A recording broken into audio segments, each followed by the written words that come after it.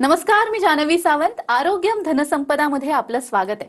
मंडळी, मूल होत नाही असं जेव्हा एखादं जोडपं म्हणतं तेव्हा समाजातला पहिला प्रश्न बहुतेक वेळा स्त्रीलाच विचारला जातो. पण खरं चित्र वेगळं आहे. आज इन्फर्टिलिटीच्या अनेक प्रकरणामध्ये पुरुषांचाही महत्वाचा वाटा असतो. तरीही पुरुषांच्या फर्टिलिटी विषयी आजही पुरेशी चर्चा होत नाही. त्यामुळे अनेकदा योग्य तपासणी आणि उपचार उशिरा सुरू होतात. पुरुषांची फर्टिलिटी नेमकी का कमी होते, त्याची लक्षणं कोणती, ती वेळेवर ओळखता येते का आणि योग्य उपचाराने ती सुधारू शकते का, याच उद्देशाने जन्म झाला गायनोवेदाचा. अधिकाधिक जोडप्यांना नैसर्गिकरित्या आई वडील होण्याचं स्वप्न पूर्ण करून देण्यासाठी आज गायनोवेदा ही भारतातील सर्वात मोठी आयुर्वेदिक फर्टिलिटी क्लिनिक चेन आहे. देशभरात 50 पेक्षा अधिक क्लिनिक्स, 200हून अधिक ट्रेन फर्टिलिटी डॉक्टर्स, 1 लाखाहून अधिक कपल्सवर उपचार आणि 25,000हून अधिक कपल्सना सर्जरी, पेनफुल इंजेक्शन किंवा इन्व्हेसिव्ह प्रोसिजर्स शिवाय नॅचरल प्रेग्नन्सी अचीव्ह करण्यात मदत केली आहे. आणि या संपूर्ण प्रवासामागील प्रमुख व्यक्तिमत्व आज आपल्या सोबत आहेत. गायनोवेदाच्या को फाउंडर डॉक्टर आरती पाटील. डॉक्टर, कार्यक्रमात आपलं स्वागत आहे. तर डॉक्टर आरती पाटील यांना 16 वर्षाहून अधिक क्लिनिकल एक्सपिरियन्स आहे. युरोपियन जर्नल्स आणि वर्ल्ड जर्नल्स मध्ये त्यांचं संशोधन प्रकाशित झालंय आणि हजारो जोडप्यांना पालकत्वाचा आनंद मिळवून देण्याचा समृद्ध अनुभव त्यांच्याकडे आहे.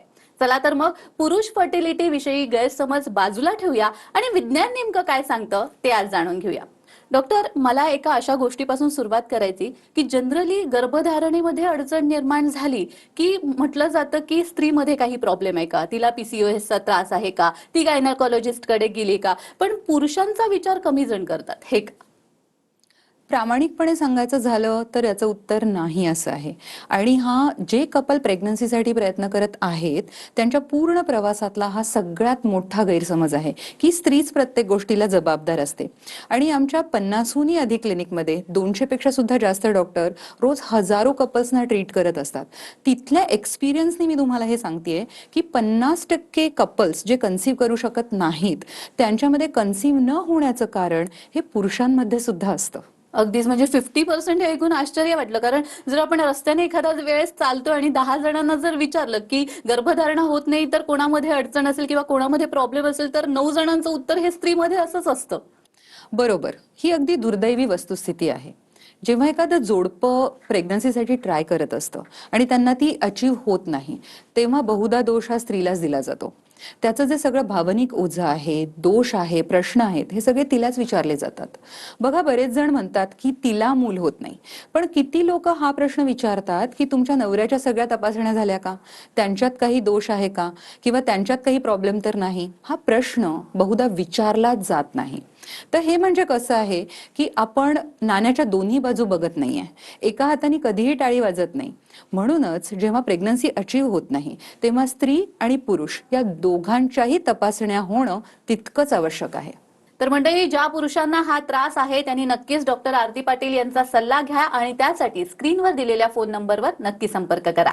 मग डॉक्टर, एवढी मोठी गोष्ट माणसाला कळल्याशिवाय कसं राहू शकते? म्हणजे काहीतरी बॉडी संकेत देत असेल ना? इथेच स्त्री आणि पुरुष यांच्यामध्ये एक फार मोठा फरक आहे.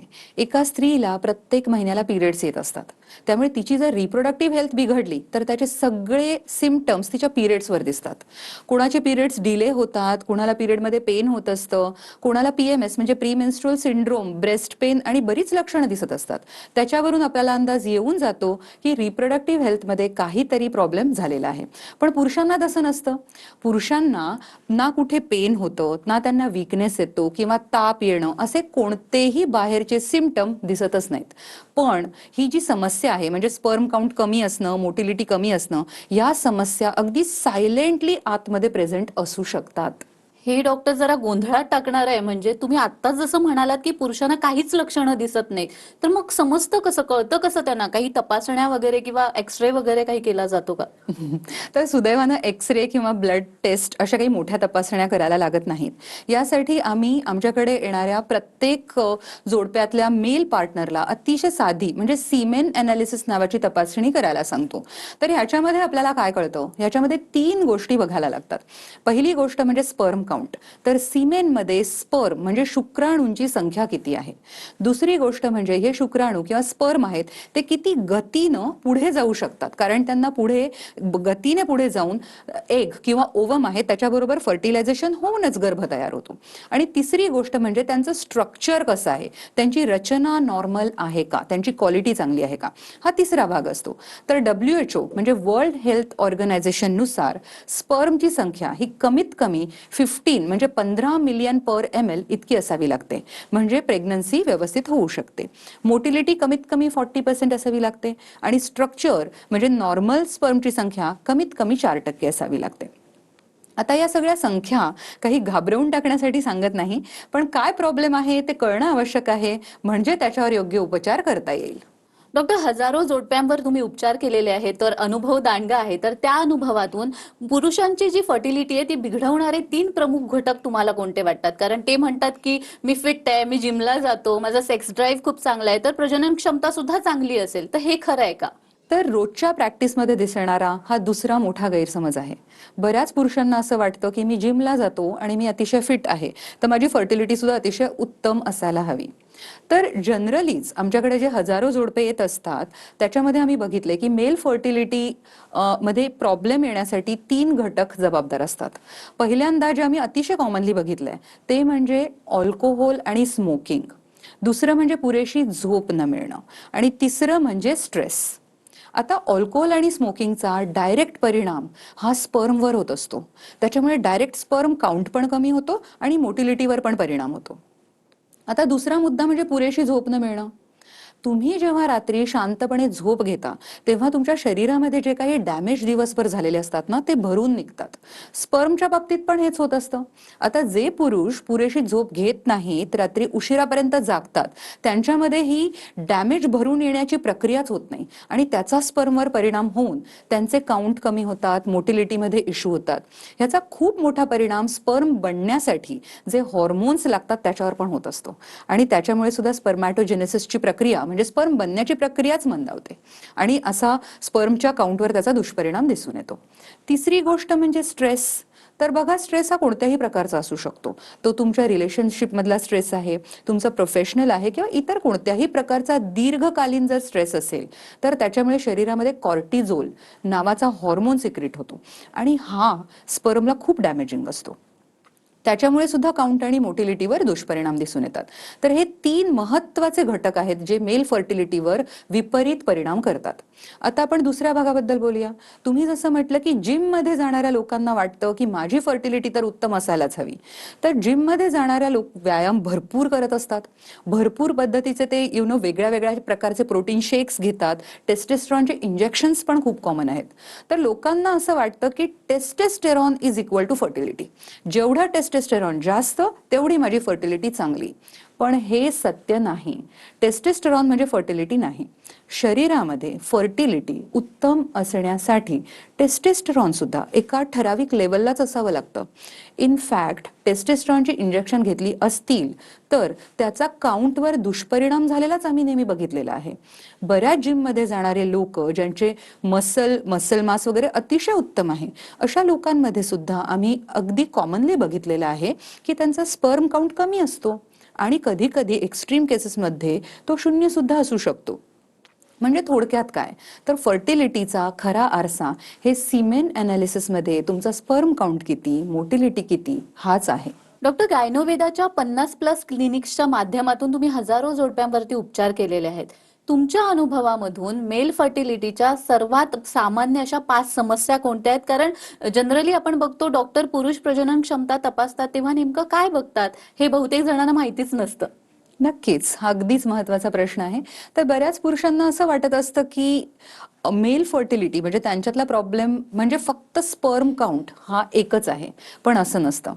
प्रजननाची जेव्हा गोष्ट असते आणि प्रेग्नन्सी जेव्हा राहणं आवश्यक असतं तेव्हा पुरुषांच्या मुख्य 2 जबाबदाऱ्या असतात. पहिली जबाबदारी म्हणजे एक अतिशय हेल्दी उत्तम प्रकारचा स्पर्म त्यांच्या शरीरामध्ये असणं आणि हा स्पर्म योग्य वेळी योग्य ठिकाणी डिपॉझिट झाला पाहिजे. म्हणजेच ओव्ह्युलेशन जेव्हा होईल तेव्हा शारीरिक संबंध व्यवस्थित एस्टॅब्लिश होऊन तो स्पर्म युट्रसच्या अगदी तोंडाजवळ म्हणजे सर्व्हिक्स जवळ हा सोडला गेला पाहिजे. ह्या दोनही तितक्याच महत्त्वाच्या जबाबदाऱ्या आहेत. म्हणून म्हणूनच जेव्हा मेल फर्टिलिटीची गोष्ट येते तेव्हा त्यांचे प्रॉब्लेम आपण 2 भागांमध्ये आपण त्याचं विभाजन करू शकतो. तर त्याला मी म्हणते 2 आधारस्तंभ. पहिला आधारस्तंभ कोणता आहे तर स्पर्म हेल्थ. याच्याशी रिलेटेड 3 समस्या आपल्याला कॉमनली दिसून येतात. पहिली समस्या म्हणजे स्पर्मचा काउंट कमी असणं. दुसरी समस्या जी दिसते ती म्हणजे स्पर्मची मोटिलिटी म्हणजे गती कमी असणं. आणि तिसरी समस्या जी दिसते ती म्हणजे स्पर्मची क्वालिटी म्हणजे स्पर्मचं स्ट्रक्चर आणि रचनाच ठीक नाहीये म्हणजे तो हेल्दीच नाहीये. ही तिसरी समस्या दिसून येते. एवढाच महत्वाचा दुसरा एक आधारस्तंभ आहे ते म्हणजे सेक्शुअल फंक्शन. ओव्ह्युलेशनच्या वेळी सेक्शुअल ऍक्टिव्हिटी नॉर्मली आणि व्यवस्थित झाली पाहिजे. तेव्हाच हे जे स्पर्म आहेत ते युट्रसच्या सर्विक्स जवळ सोडले जातील आणि मग ते पुढे जाऊन फर्टिलायझेशन आणि प्रेग्नन्सीची सगळी प्रक्रिया पूर्ण होईल. आता सेक्शुअल ऍक्टिव्हिटीज जर योग्य प्रकारे झाली नाही त्यामध्ये काही प्रॉब्लेम असतील तर त्यामध्ये सुद्धा प्रेग्नन्सी राहण्यामध्ये प्रॉब्लेम येऊ शकतात. तर हे प्रॉब्लेम्स 2 प्रकारचे असतात. पहिला प्रॉब्लेम म्हणजे इरेक्टाईल डिस्फंक्शन ज्याला आपण ईडी म्हणतो आणि दुसरा म्हणजे प्रीमॅच्युअर इजॅक्युलेशन ज्याला आपण पीई म्हणतो. म्हणजे थोडक्यात काय तर शारीरिक संबंध ठेवताना सीमेन जर लवकर डिपॉझिट होत असेल लवकर बाहेर येत असेल तर त्याला आपण पीईची समस्या म्हणतो. आणि शारीरिक संबंध ठेवताना जर इरेक्शनच व्यवस्थित होत नसेल तर त्याला आपण इरेक्टाईल डिस्फंक्शन असं म्हणतो. या दोनही समस्यांमुळे सुद्धा प्रेग्नन्सी राहण्यामध्ये अडचणी निर्माण नक्की होऊ शकतात.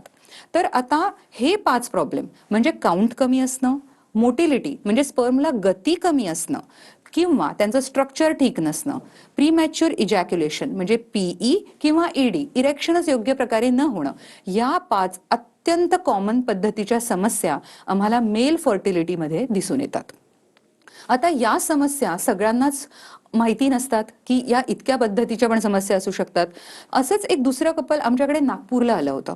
त्यांचे तर सगळे रिपोर्ट्स नॉर्मल होते आणि त्या सगळ्या नॉर्मल रिपोर्ट्स असताना सुद्धा त्यांना एकच छोटीशी समस्या होती ती म्हणजे पीईची म्हणजे शारीरिक संबंध ठेवताना सिमेन लवकर बाहेर पडण्याचा त्यांना प्रॉब्लेम होता. पण त्यांना हे समजून सांगितलंच गेलं नव्हतं की याच्यामुळे सुद्धा प्रेग्नन्सी राहण्यामध्ये इश्यू येतात. तर आम्ही त्या समस्येवर जेव्हा काम केलं तेव्हा त्यांना 6 महिन्यामध्ये प्रेग्नन्सी राहिली आणि त्यांना आता एक अतिशय हेल्दी बाळ सुद्धा आहे. तर मित्रांनो, तुम्हालाही जर असा काही त्रास असेल तर कमीपणा वाटून घेऊ नका. डॉक्टर आरती पाटील यांचा नक्की सल्ला घ्या आणि त्यासाठी स्क्रीनवर दिलेल्या फोन नंबरवर नक्की संपर्क करा. कार्यक्रमात वेळ झालीये छोट्याशा विश्रांतीची. कुठेही जाऊ नका. पाहत रहा आरोग्यम धनसंपदा.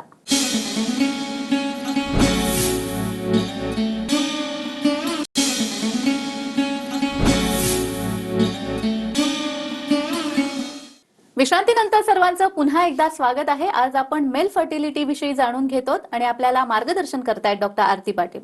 डॉक्टर, तुम्ही 5 समस्या ज्या आहेत मेल फर्टिलिटी मधल्या त्या तर सांगितल्या, पण याचे उपचार कसे केले जातात मग?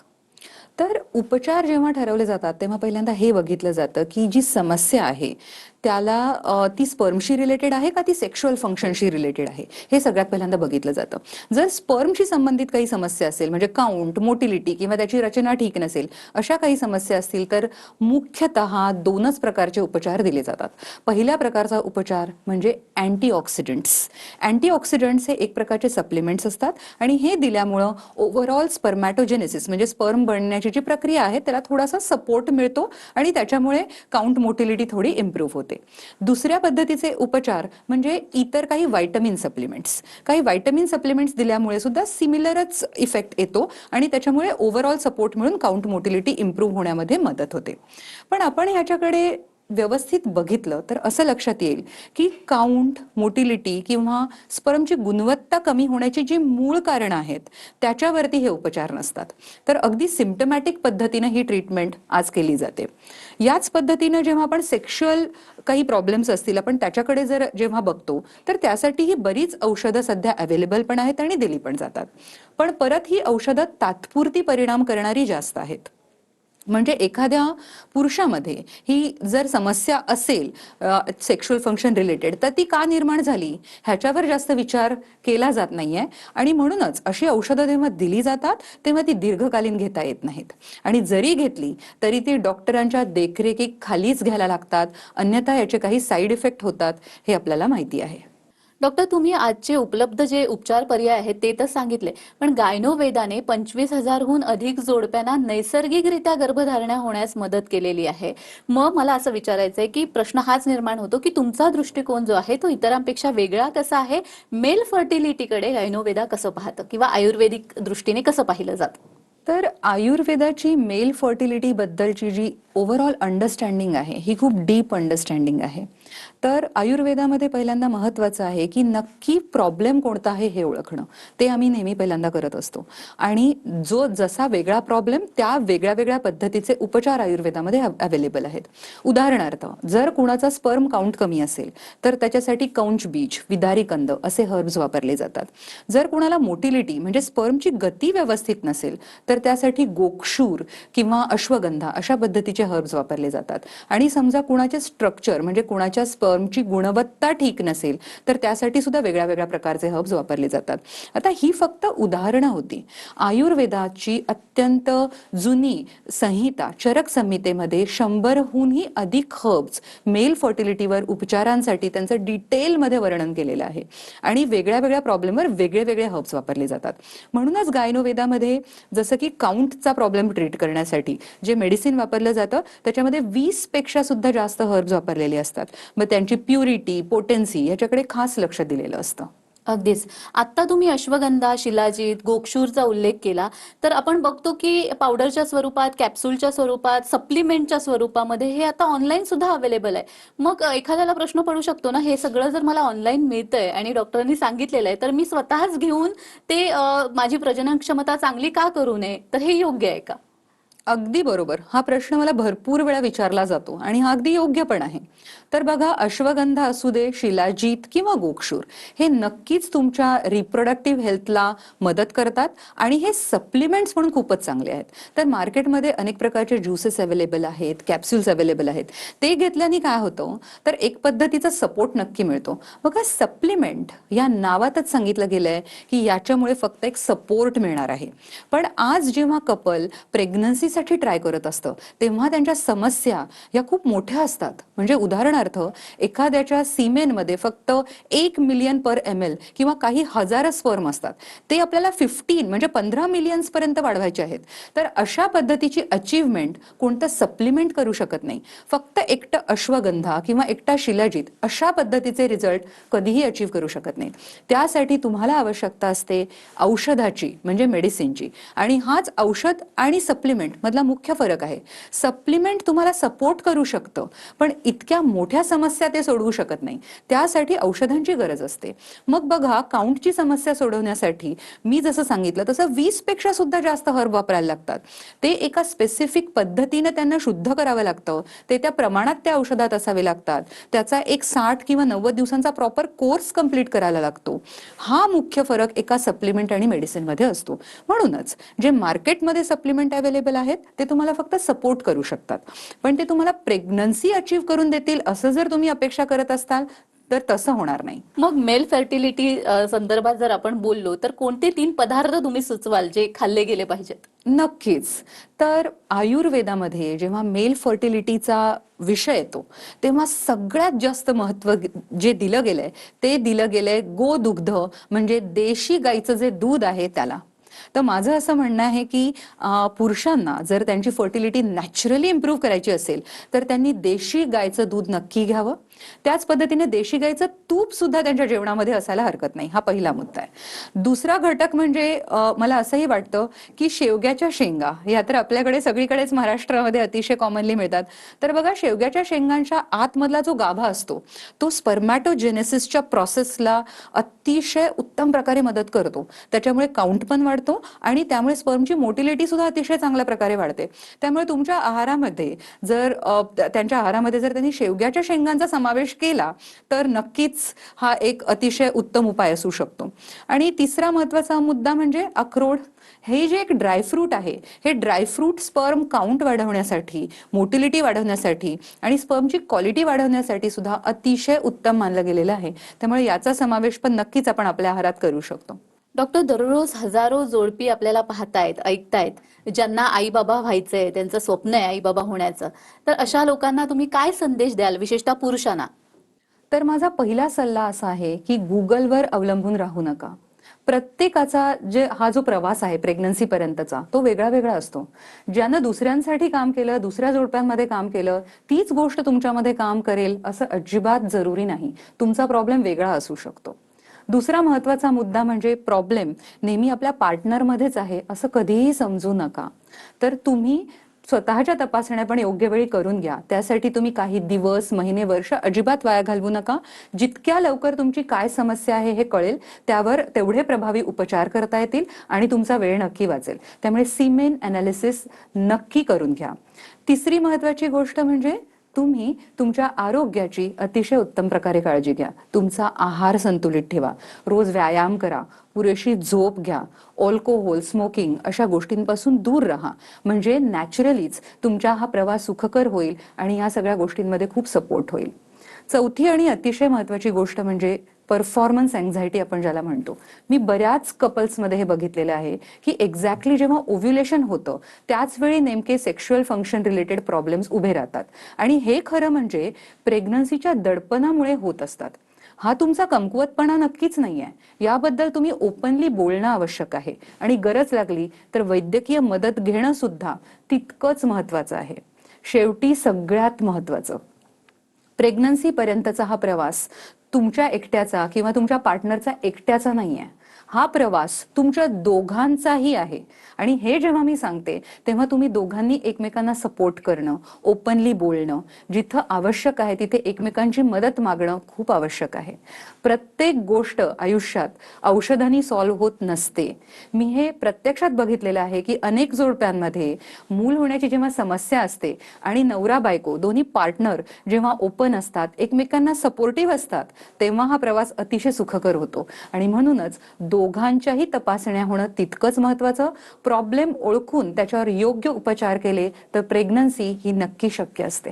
तर मंडळी, गर्भधारणेमध्ये अडचण निर्माण होत असेल तर मेल फर्टिलिटी हा सुद्धा महत्वाचा मुद्दा असू शकतो. त्यामुळे असा जर काही त्रास असेल तर डॉक्टर आरती पाटील यांना नक्की भेट द्या आणि त्यासाठी स्क्रीनवर दिलेल्या फोन नंबरवर नक्की संपर्क करा. डॉक्टर, तुम्ही इथे आलात आणि खूप छान मार्गदर्शन केलं, त्यासाठी खूप खूप धन्यवाद.